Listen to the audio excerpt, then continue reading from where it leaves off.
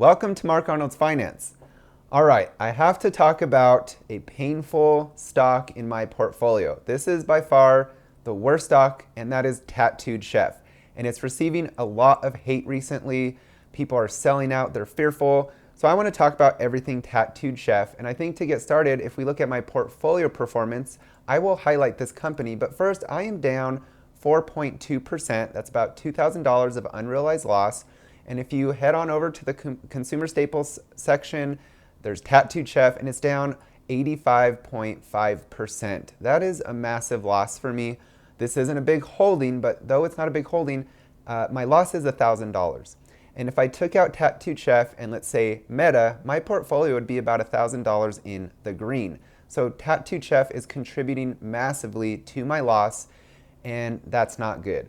Now, if you appreciate this type of transparency where I show my portfolio, this is real money. These are real holdings. Nothing is fake. And I share the good and the bad, so my successes and my mistakes. And if you follow this channel, I feel that'll just make you a stronger investor because you'll get to see someone who shares everything, not just the good. I don't cherry pick things.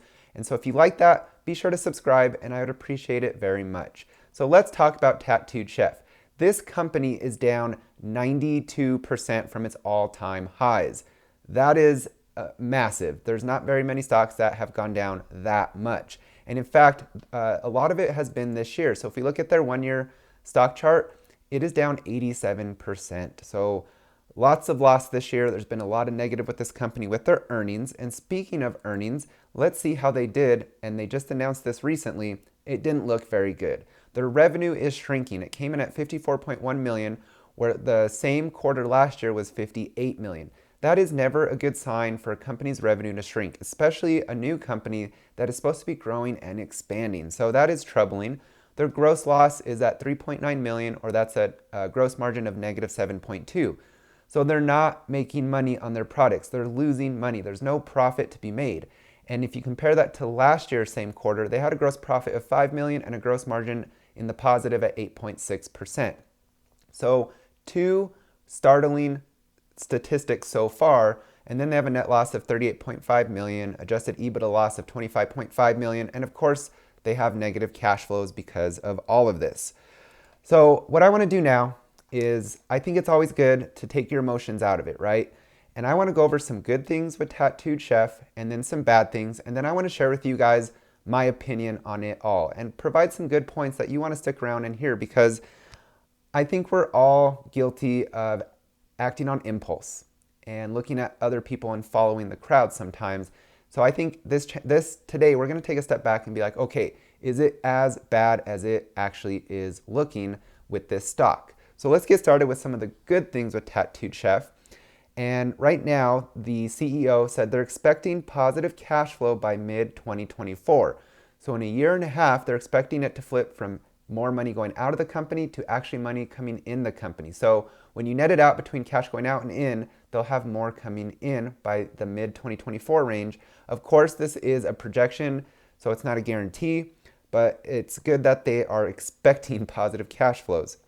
Now, they have put in some efficiency initiatives, and those should equate to a 30 million cost savings by the end of 2023.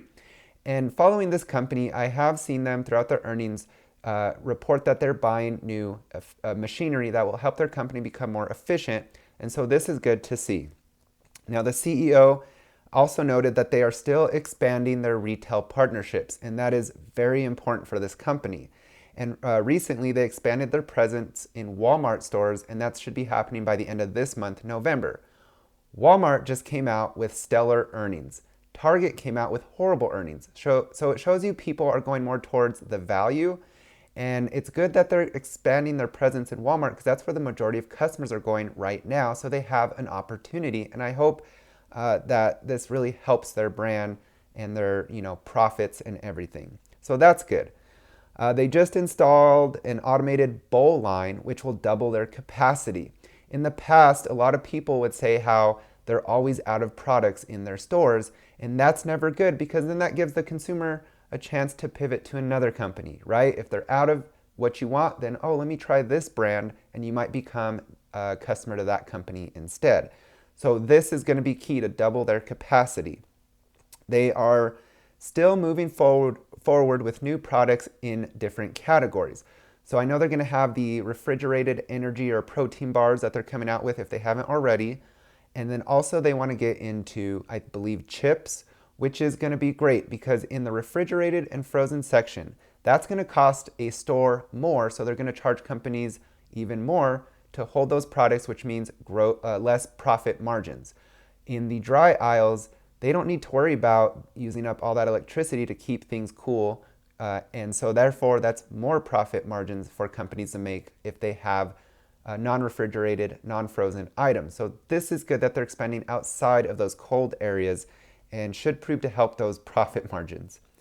Also, I'll say two more things on the positive. This company is vertically integrated, which means they get to control a lot of their costs.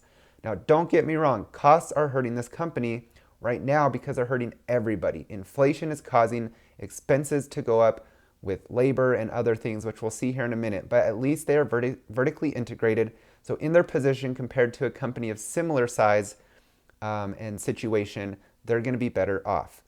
And then I will say, I believe their food is good. I've tried it. Not everything is a home run, but a lot of their stuff is good. And that's important, right? Because when people try it, you want them to keep buying it. So there's some good with Tattooed Chef. Let's look at some bad things. One of the bad things is their branded products revenue decreased by 10.3 million year over year. Now, I think the big reason why their branded products went down, which isn't good because you want people to recognize your brand and buy more of it.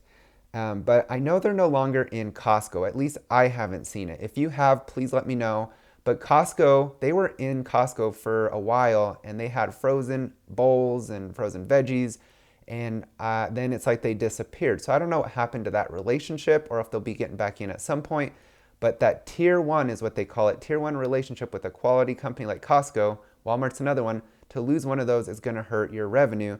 And I think all they held was the branded product. So that could be why it went down, but it's not good. On the other hand, their private label products, the revenue for that did go up 27.4% or 6.4 million.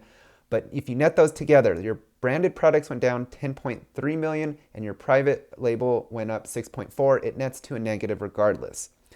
Another bad thing is, of course, their cost of goods sold went up 9.4% year over year, and they contributed it to mainly labor and freight, which they don't have control over, and those things are expensive. You think of gas prices, you think of the tough job market, especially for companies like this. I know a lot of food industry related companies are still going through a hard time trying to find people, so you're going to have to pay more to attract that talent.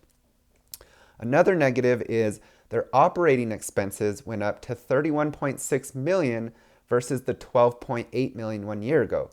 That's pretty massive. That's more than double. It went up from 12.8 to 31.6 million. And the biggest part of that increase was a 7 million increase in stock-based compensation. So a lot of companies reward, especially the upper management with stock-based compensation. And I do not like this. I think for the times they're going through, this wasn't needed. They could have waited. I realize if you're in management, you have to, make money because you're trying to manage this company and get it going, and you got to be, paid, right? You got to be paid enough to where you stick with this company to help it succeed. But I think this didn't have to be that much at least, or they could have waited a few more quarters till they started seeing some improvement in their numbers. So I don't like that. And then their outlook was reduced. And we'll see here that what got reduced was their revenue and gross margins. So the revenue went from 280 to 285 million, now down to an expected 235 to 245 million. So again, anytime a company has to reduce their outlook, it's not a good thing, and investors are going to react to that news.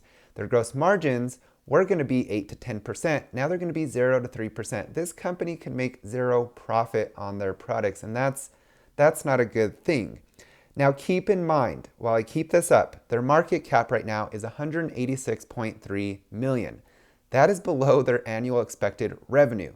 So this company is almost being priced like it's going to be going out of business. People see this business as shrinking massively, so they're punishing this company. So that's something to keep in mind, as well as when recessions hit, small companies that are over leveraged, don't have the cash flow, are at high risk of going out of business. So that is true. So I think that's why it's being priced like this. A lot of people are thinking this company will not survive. There's some good, there's probably more bad, but let's talk about my opinion on this. If you take a step back, let's look at some companies or just discuss them. If you look at Tesla or Netflix, for a long time, those companies were spending massively, had big negative cash flows, and it was like that for years and years until finally things flipped around for those companies, and now they're attractive investments. So what I'm saying is, when there's a new company and they're still going through their initial business cycles, they're going to go through something like Tattoo Chef is going through right now. So I think we have to keep that in mind, is this isn't an established company. This company is going to have some growing pains, just like most new companies. It's very rare to have a company just kick it off and just fly from there with increasing revenue, positive cash flows, and things like that. So I really think you have to just keep in mind it's a new company and they're still in the initial business cycle phases of getting established. This is in the plant-based food and meat alternative kind of sector.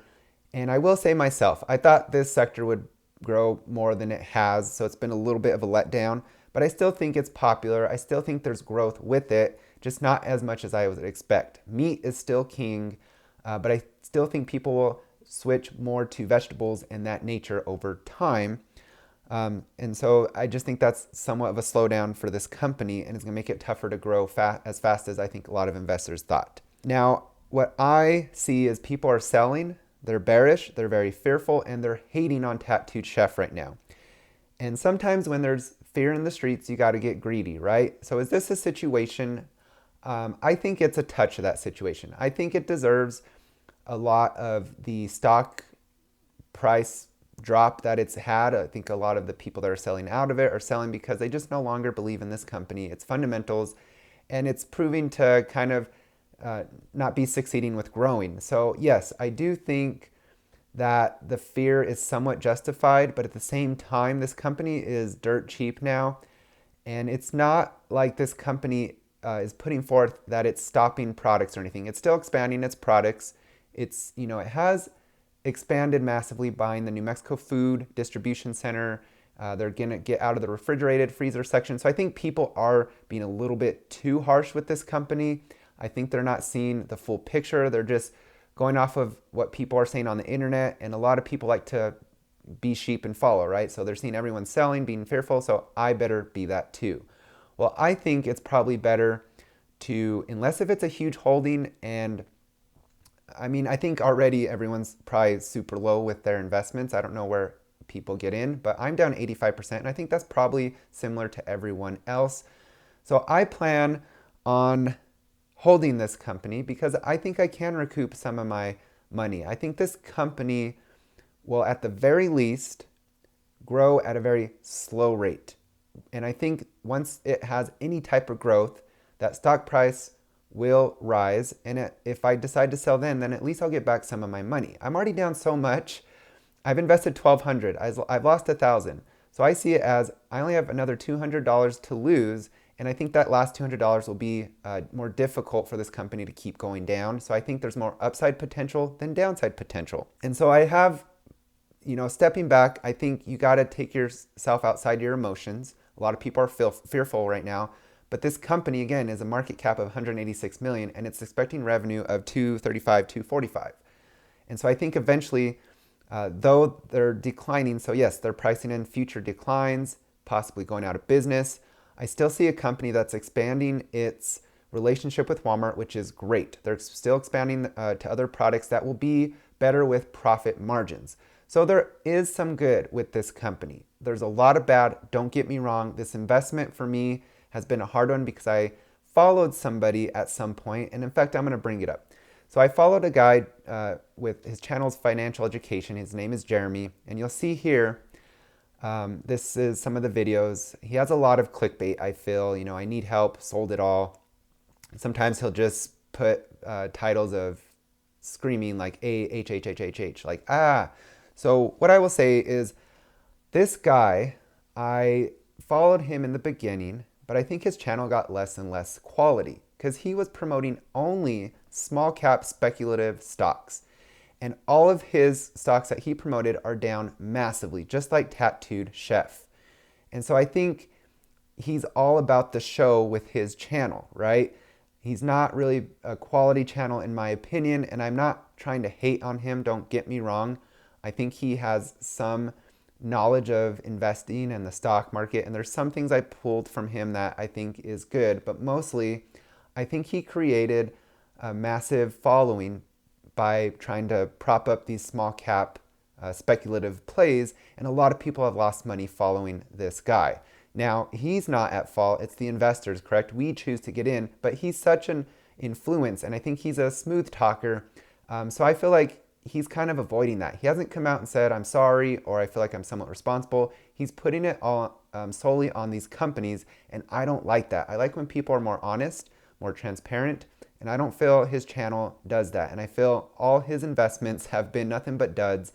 And so I think he's just all about capturing the entertainment side of things and not the honest quality side of things. So that's just a warning to you guys. You know, I put out videos sometimes that don't get many views because it's on companies or topics that aren't sexy. They're not popular.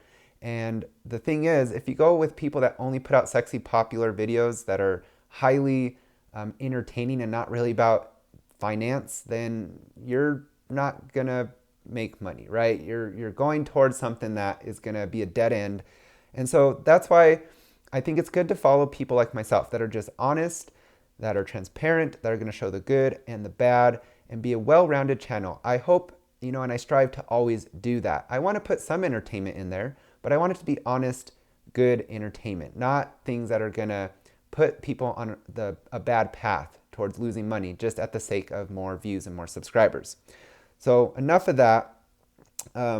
Tattooed Chef, I think it's one that I still see some possible outcomes where they grow and become an established large company. So I'm holding on to the hope. I'm down already so much that I feel like there's a lot more upside potential than downside at this point. But it's going to be years before I recoup any money, let alone ever be in the green. So there might be at some point where I decide to get out. But right now, with as far down as I am and with as high as the fear factor is with this company, I think it's the wrong time to sell. That's just my opinion. I'd like to hear your opinion, what you think about Tattooed Chef. If you hold it, what do you think you should do? And do you agree with me that people are being fearful right now and it's not the time to react or get emotional with this stock? So I'm going to keep waiting it out, see some more earnings. Hopefully things will turn around. Management has an outlook that they will start being, cash flow positive in the future and stuff. So that's when I would choose to sell it, right? When the numbers are good and people start buying in back in. If I felt like getting out, I don't feel like this company has a future at that point. But for now, I think this stock is just too low. There's too much hate and fear right now that I guarantee you that I probably will get out with some type of money higher than I am now. If I sold out now to get $200, I think I could hopefully sell out $500 or above on my $1,200 investment and get some of that money back. But maybe I'll get all of it back. I just got to sit tight, be patient, because you never want to act on emotions. So with that said, thank you guys so much for joining me. I hope you have a great day, and we'll see you next time on Mark Arnold's Finance.